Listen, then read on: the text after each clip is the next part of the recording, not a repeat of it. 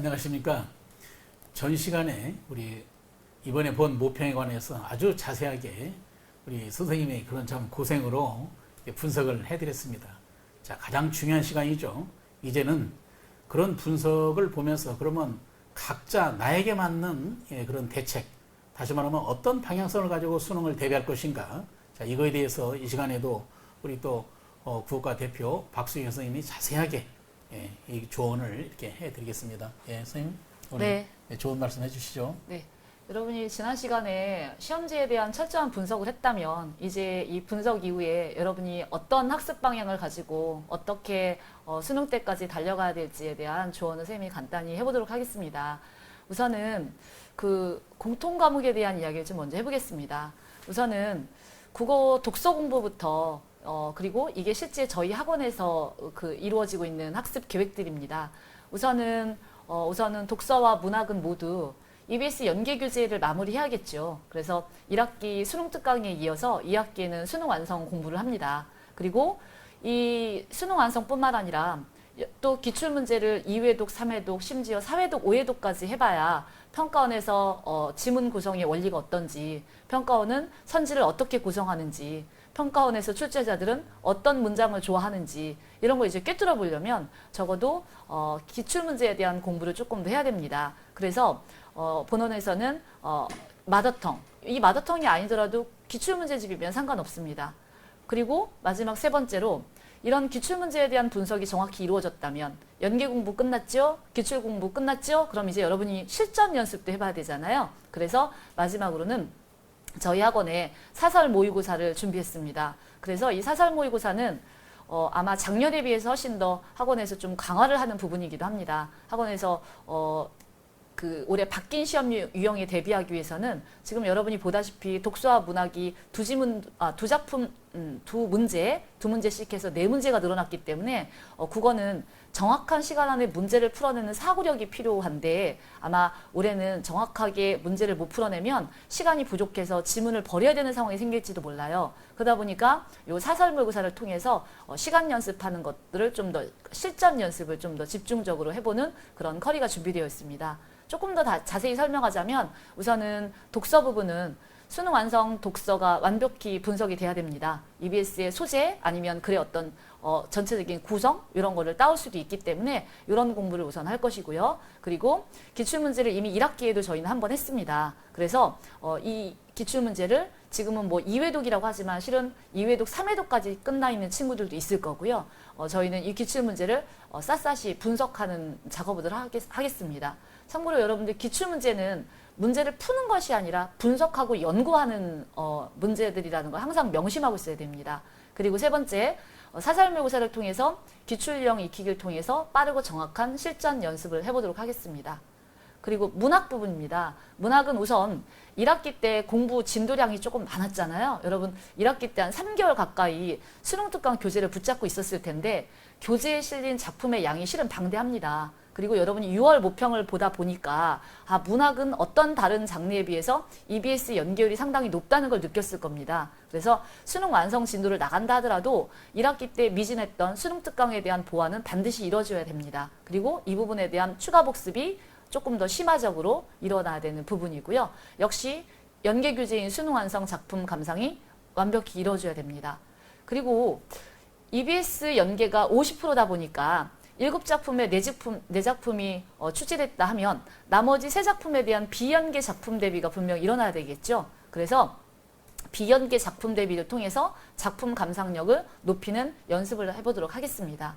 그리고 선생님이 봤을 때 개인적으로 6월 모평의 시험은 상당히 저는 보기문항들이 깊이가 있었다고 생각합니다. 그래서 이런 깊이 있는 보기문항을 해결할 수 있는 능력이 있어야 되는데 여러분이 보다시피 이 보기문항은 다 3점짜리로 구성되어 있다는 걸 느꼈을 겁니다. 사고력을 굉장히 요하는 문제들이다 보니까 배점도 3점이었거든요. 그래서 이런 깊이 있는 보기문항 연습을 조금 하도록 하겠습니다.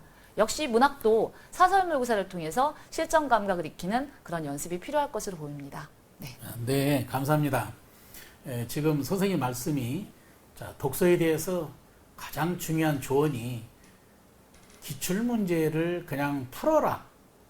내가 오늘 한 지문을 풀었다. 여기에 만족하지 말고 선생님 말씀은 한 지문이라도 분석한다는 자세로 이렇게 독서를 이렇게 했으면 하는 그런 조언이 계셨고요. 역시 문학은 EBS 연계, 하지만 실제 문학이라는 게 연계라고 하지만 거기다 간접 연계죠. 직접 연계는 없습니다. 그래서 학원에서 지금 2학기 대비를 위해서 저희 학원도 이렇게 문학에 대한 이런 깊이 있는 이런 내용과 또는 난이도에 따라 가지고 쉬운 것 또는 어려운 것을 섞어서 이렇게 마지막에는 이제 사설 모의사를 통해 가지고 서로 상대 평가를 하게 되는데 여러분도 이런 식으로 한번 공부를 했으면 하는 조언이었습니다. 자, 그러면 이제 선택 과목에 대해서 또 말씀 좀 한번 해주시죠. 네, 올해 이제 여러분들이 선택 과목을 선택을 하고 있는데 화법과 작문을 우선 선택한 친구들입니다. 우선은 저희 학원에서는 화법과 작문에 대한 주 교재를 하나 선정을 했고요. 그리고 또 역시 사설모의고사를 통한 실전 연습을 할 건데 이런 화법과 작문을 몰라서 틀리는 경우는 별로 없을 겁니다. 그러면 이것의 관건은 시간을 줄이는 거. 근데 화법과 작문을 시간을 줄인다고 했을 때 여지없이 시간을 줄이면 실수하는 문제가 생기죠. 실제 그리고 화법과 작문 문제를 풀다 보면 이걸 제일 먼저 문제를 푸는 학생들이 상당히 많이 있습니다. 그러다 보니까 수능 1교시에 맨 처음 접하는 시험 유형으로 무조건 시간만 줄인다고 했을 때 실수하는 요소가 분명히 있기 때문에 시간 내 정확하게 문제를 풀어내는 실전 연습이 필요할 것이고요. 그리고 이것도 역시 화법과 작문은 작년에서 크게 달라진 게 없기 때문에 기출문제를 통한 감각 익히기가 반드시 필요합니다. 그래서 이것은 화법과 감각은 선생님은 실력도 중요하지만 문제를 풀어내는 감각도 매우 중요하다고 생각해서 시험을 앞두고 이틀에 한 번, 3일에 한 번씩 꾸준히 학원에서 제시하는 그런 모의고사 문제를 통해서 여러분이 실전 감각을 좀 기르기를 바랍니다. 그리고 언어와 매체는 여러분 지금 시중에서 언어와 매체 문제집을 한번 사야겠다 생각하고 서점에 가본 친구들은 아마 서점에 가면 언어와 매체라고 했지만 문제집을 떠들어 보면 어법 문제만 있고 매체 문항이 거의 개발이 안 되어 있습니다. 이러다 보니까 언어와 매체, 특히 매체 공부를 하기가 상당히 힘든데 우선은 지금 고등학교 매체 교과서를 조금 자세히 읽어볼 것을 한번 권합니다. 이 매체 교과서를 읽다 보면 어렵지 않습니다. 매체의 개념이라든가 신매체의 특성이나 매체의 활용 이런 부분에 대해서 나오는 기본 학습 그런 교과서들을 한 번씩 읽어보면 도움이 될 거라 생각합니다. 실제 그리고 저희 학원에서도 이 매체 교과서를 아주 중요 부분만 발췌해서 선생님은 한 40페이지 정도로 요약을 해서 학생들한테 필요한 학생들 한 번씩 읽어보게 하는데 학습 부담이 많지 않습니다. 다만 읽어두면 기본적으로 매체의 개념이라던가 그리고 막연하게 생각했던 매체의 내용들을 조금 더 좀 자세히 접할 수 있는 측면이 있습니다. 그리고 언어 부분입니다. 언어는 여러분이 작년에도 이제 어법 공부를 했고 올해도 이제 꾸준히 하고 있겠지만 어법은 기본적으로 개념 숙지가 필요합니다. 그런데 수능의 어법이라는 건 단순히 암기해서 되는 문제는 아닙니다.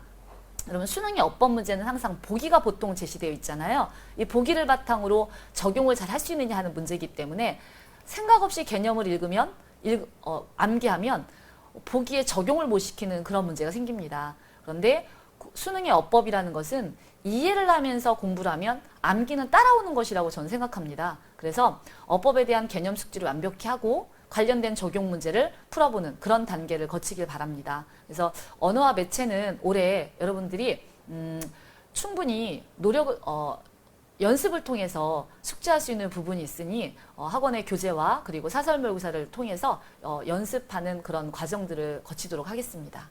네, 네, 감사합니다. 역시 국어라는 과목은 80분 안에 45문항을 푼다는 것이 굉장히 시간 싸움인 것. 아마 대부분 경험했던 수험생들은 국어가 시간 싸움이라는 데 대해서 상당히 많은 걸 느꼈을 겁니다.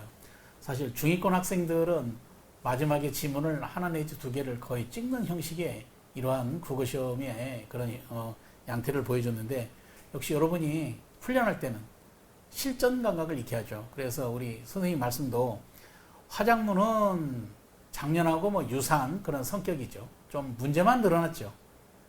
선생님이 강조하시는 것은 실전 감각을 위해서 2, 3일에 한 지문씩 꼭 풀어보라는 그런 말씀 여러분 잘 새겨 듣고요. 그 다음에 이 언어 매체가 참 고민이 많습니다. 왜냐하면 언어 매체 11문제 중에서 5문제는 어법의 문제지만 6문제는 언어 매체란 말이죠. 근데 선생님 말씀이 언어 매체에 대한 교과서를 요약해가지고 여기 보는 학생들한테도 수능 때까지 이렇게 해주신다는 거, 저는 이 말씀 듣고 너무나도 감동입니다. 왜냐하면 사실 언어 매체라는 게 올 처음 시험인데 학원에서도 고민이 많거든요. 왜 언어 매체가 처음 시험인데 과연 이것이 어떤 형식으로 나올까 하고 이미 예시문항을 통해서 풀어봤지만 사실 학생들한테 이걸 훈련시키기는 쉽지 않거든요. 그런데 역시 교과서에 남아있는 언어 매체를 확실하게 요약해서 풀어보는 것이 앞으로 남아있는 가장 중요한 공부 방법이라고 생각합니다. 예, 아주 말씀 잘 들었습니다. 네, 감사합니다.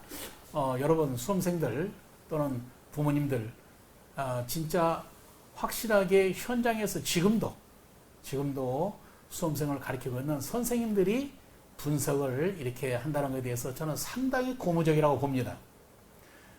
왜냐하면 보통 입시 전문가 해가지고 주변에는 상당히 많은 입시 설명회를 여러 군데에서 해서 뭐 유튜브에도 올라오고 저도 많이 들어봅니다. 관심 있어서. 그러면 원론적인 문제들을 많이 이야기합니다. 실제 내가 수업 현장에서 가르치면서 학생들한테 꼭 필요한 그러한 이런 말씀을 해주신 것에 대해서 저는 굉장히 값진 그런 시간이었다고 생각합니다.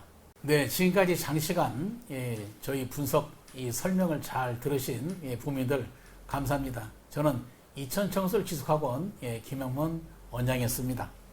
네, 저는 국어과 강사 박수영이었습니다.